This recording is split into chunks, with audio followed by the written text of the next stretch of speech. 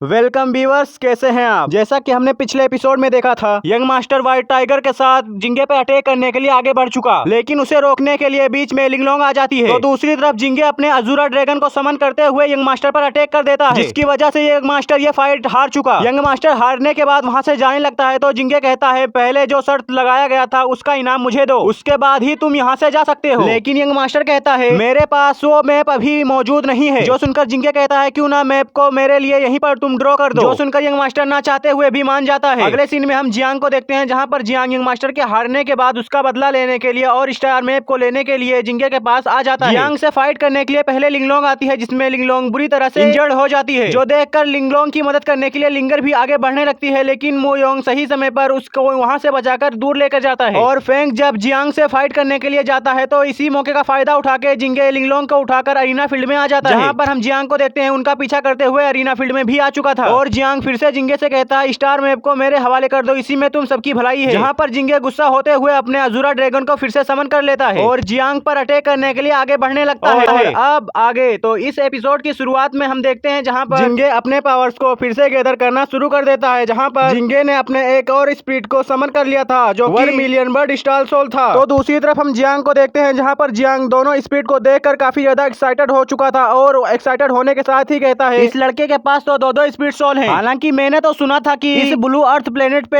एक इंसान के पास एक ही स्पीड सोल रह सकता है, तुम्हारे पास दो स्पीड सोल कैसे है। किसी ने सोचा भी नहीं होगा कि एक बेवकूफ लड़के के पास एक समय पर दो स्पीड सोल हो सकती है। हालांकि अब तुमसे फाइट करने में और भी ज्यादा मजा आएगा। और फाइट करने के लिए जियांग काफी ज्यादा एक्साइटेड था। वहीं पर हम जिंगे को देखते हैं, जिंगे अपने फिनिक्स स्पीड को समन करने के बाद उससे फेदर से जियांग पर अटैक करना शुरू कर देता है, जहां जियांग जिंगे के हर एक अटैक को बड़े मजे से डॉज कर रहा था। जियांग तो जिंगे के हर एक अटैक को ऐसे डॉज कर रहा था कि जैसे कोई छोटा बच्चा अटैक कर रहा हो, जिसे डॉज करने की जरूरत ही ना पड़े। जब जिंगे जियांग को देखता है कि वो इतने आसानी से मेरे हर एक अटैक को डॉज कर रहा है, तो जिंगे अपने दोनों स्पीड से जियांग पर अटैक कर देता है। तो वहीं अरीना के बाहर लिंगर जिंगे को इतनी पावरफुल अटैक करता हुआ देख कहती है, मुझे नहीं पता था कि बेवकूफ सा दिखने वाला जिंगे इतना पावरफुल है। तो वहीं अरीना में जिंगे अपने दोनों स्पीड का इस्तेमाल करते हुए जियांग पर अटैक कर देता है, जिसकी वजह से वहां पर अलग ही स्पेस क्रिएट हो जाता है, जिसकी वजह से वहां पर सिर्फ जियांग और जिंगे के स्पीड्स ही मौजूद थे। तभी जियांग अपने और अजूरा ड्रैगन को बढ़ता देख कहने लगता है, तुम्हें क्या लगता है तुम्हारे पास दो स्पीड सोल है तो क्या तुम मुझे हरा सकते हो। अफसोस की बात है कि तुम्हारी फाइट मुझसे हुई है, मेरे सामने तो तुम चींटी के बराबर हो। मैं चाहूँ तो तुम्हें एक चुटकी से ही मसल डालूंगा। इतना कहने के बाद जियांग अजूरा ड्रैगन की ओर आगे बढ़ने लगता है, जहाँ पर जियांग अपनी तलवार के मदद से अजूरा ड्रैगन को बीच में से ही चीर देता है। और जियांग इतने में ही सेटिस्फाइड नहीं था, आगे बढ़कर अपने अटैक को फोनिक्स पर कर दिया है, जिसकी वजह से फोनिक्स वहीं पर डिस्ट्रॉय हो जाता है, जिसकी वजह से जिंगे का क्रिएट किया हुआ डोमेन भी टूट जाता है। और तभी जियांग फौरन ही आगे बढ़कर जिंगे के गले को कैच कर लेता है, लेकिन जिंगे यहाँ पर घबराता नहीं बल्कि अपने एक और स्पीड को समन कर लेता है, जो कि व्हाइट टाइगर था। जिंगे के आंखों में चमक देखकर जियांग पीछे हो जाता है। जियांग तो पूरी तरह से सरप्राइज हो चुका था कि आखिर ये बंदा है क्या चीज। तो वहीं जिंगे बिना समय गंवाए जियांग पर अटैक करते हुए कहता है, डिस्ट्रॉय होने के लिए तैयार हो जाओ, मैं इस दुनिया से तुमको मिटा दूंगा। जिसके जवाब में जियांग एक एनर्जी बॉल से जिंगे के स्पीड पर अटैक करते हुए कहता है, मुझे डिस्ट्रॉय करना तुम्हारे बस की बात नहीं। बड़े बड़े सपने देखने से पहले एक बार जरा अपने पावर लेवल को भी देख लो। जियांग का अटैक जैसे ही व्हाइट टाइगर पर लगता है तो व्हाइट टाइगर वहीं पर डिस्ट्रॉय हो जाता है, जिसकी वजह से जिंगे भी काफी पीछे हो जाता है। लेकिन जिंगे यहीं पर नहीं रुकता, हवा में आकर अपने टर्टल स्पीड को भी समन कर लेता है, जिसकी वजह से जियांग पहले से ज्यादा सरप्राइज हो चुका था और जिंगे के बारे में कहता है, आखिर कोई इंसान ऐसा कैसे कर सकता है, ये तो किसी भी तरह से मुमकिन नहीं है। एक ही समय में 4 स्पीड को कैसे समन कर सकता है। लेकिन कोई बात नहीं, तुम मेरे हाथों से आज नहीं बचने वाले। इतना कहने के बाद जियांग एनर्जी को एक जगह स्टोर करते हुए जिंगे से कहता है, बच्चे मेरे इस अटैक के लिए तैयार हो जाओ। इतना कहने के बाद वो एनर्जी सीधे ही जिंगे की स्पीड को जाकर हिट करता है, जिसकी वजह से टर्टल स्पीड वहीं पर डिस्ट्रॉय हो जाता है, जिसकी प्रेशर की वजह से जिंगे भी वहां से दूर फेंक जाता है। जिंगे को गिरता हुआ देखकर लिंगर जिंगे को मदद करने के लिए आ जाती है और जिंगे से कहती है, ब्रदर क्या तुम ठीक हो। तो दूसरी तरफ जियांग हंसते हुए जिंगे से कहता है, तुमने तो खुद को ओवर एस्टिमेट कर लिया था, इतना हवा में भी नहीं उड़ना चाहिए। इतना कहने के बाद जियांग अपने सब ऑर्डिनेट से कहता है, जाओ इन सभी को पकड़ लो। अपने मास्टर की ऑर्डर सुनकर वो लोग आगे बढ़ने लगते हैं, जहाँ पर उनके आगे बढ़ने से पहले ही एक एनर्जी अरीना फील्ड में आकर ब्लास्ट करती है, जिसकी वजह से वहाँ पर सभी लोग अलर्ट हो गए कि आखिर यहाँ पर कौन आने वाला है। जहाँ उन सभी को इधर उधर देखने पर एक आवाज सुनाई देती है, जो आवाज जियांग और उसके लोगों से कहती है, तुम्हारी हिम्मत कैसे हुई मेरे ग्रैंड डॉटर को हाथ लगाने की। ये कोई और नहीं बल्कि ग्रैंडपा थे, जो आगे बढ़ते हुए कहते हैं, अगर तुम्हें कोई परेशानी है तो पहले मुझसे तुम्हें परमिशन लेना पड़ेगा। ग्रैंडपा की बात सुनकर जियांग कहता है, बुढ़े आखिर तू है। जहाँ हम लिंगलोंग को देखते हैं, लिंगलोंग आगे बढ़ते हुए दादाजी से कहती है, दादाजी आप यहाँ कैसे, आप तो फिशिंग विलेज में थे ना। जिसके जवाब में ग्रैंडपा कहते हैं, फिशिंग विलेज में मैं काफी ज्यादा बोर हो गया था, तो इसलिए तुम सबसे मिलने के लिए मैं शहर आ गया। तभी जिंगे खड़ा होते हुए कहता है, दादाजी थोड़ा केयरफुल रहना, ये लोग काफी ज्यादा पावरफुल हैं, वो लोग आपको भी हार्म ना पहुंचा दें। ग्रैंडपा आगे बढ़ते हुए कहते हैं, तुम इसकी चिंता मत करो। ग्रैंडपा की बात सुनकर जियांग कहता है, तो तुम भी मुझसे फाइट करने के लिए ही यहाँ पर जरा थोड़ा सा और मजा आएगा। बुड्ढे अब जल्दी से फाइट करने के लिए तैयार हो जा। वैसे भी जहाँ तक मुझे लगता है तुम तो स्टार क्लेन के एक मास्टर होगे, लेकिन मैं आज स्टार क्लेन के मास्टर का पावर देखना चाहता हूँ। इतना कहने के बाद जियांग अपने हाथों में एक एनर्जी बॉल जनरेट करता है और दादाजी की ओर अटैक करने के लिए भेज देता है। पर दादाजी तो उस अटैक को फुटबॉल स्टाइल में बड़े आसानी से दूर फेंकते हुए डिस्ट्रॉय कर चुके। इतना करने के बाद ग्रैंडपा भी अपने पावर को शो करते हैं, जहाँ पर उनका स्पीड एक बेट था, जिसे देखकर जिंगे कहने लगता है, ओ अच्छा, तो इसलिए दादाजी का कान इतना सेंसिटिव था कि भले ही दादाजी देख ना सके, लेकिन वो बड़े आसानी से हर चीज को महसूस और सुन सकते हैं। लेकिन ग्रैंडपा जब अपने पावर को और भी ज्यादा बढ़ाते हैं तो वहाँ पर 3 बर्ड समन हो जाते हैं और ग्रैंडपा फौरन ही तीनों स्पिरिट को उन लोगों पर अटैक करने के लिए भेज देते हैं, जहाँ तीनों बेट एक ट्रायंगल का शेप लेते हुए उन लोगों पर अटैक करना शुरू कर देते हैं, जिनका अटैक एक साउंड वेव अटैक था, जिसकी वजह से वहाँ पर मौजूद सभी लोगों को काफी प्रॉब्लम हो रहा था। और तो और जिंगे लिंगलोंग फेंग को भी काफी ज्यादा दिक्कत हो रहा था। तो वहीं जियांग को जब महसूस होता है कि मैं दादाजी से हारने वाला हूँ, तो वहाँ से भागने के लिए